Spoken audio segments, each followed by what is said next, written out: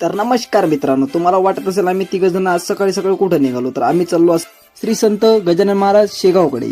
तर पहिल्यांदा पेट्रोल पंपावर गेलो आणि पेट्रोल पंपावर गेल्यावर गाडीचं टँकर फुल करा म्हटलं दादाला. दादा म्हणे बरं ठीक आहे, फुल करतो.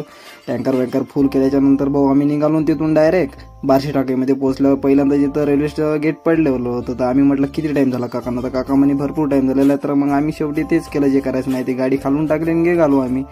गेलो भाऊ समोर सरळ निघालो, वाडेगाव मार्गे निघालो. तो वाडेगावमध्ये गेल्या आपल्याला फार्मसीस्ट चायवाला दिसला, आपल्या स्पीडचा माणूस दिसला. म्हणलं होतं भाऊ चाय प्यास लागते, तर चाय प्यायला गेलो आम्ही. तिथे बिस्कुट वगैरे घेतला आम्ही तिघांनी, चालू गेला बदन काय बिस्कुट वगैरे खाल्ले. त्याच्यानंतर दादासोबत गोष्टी केल्या. पवन म्हणजे थांब म्हणे पैसे पण घेऊ म्हणजे राहिलेले.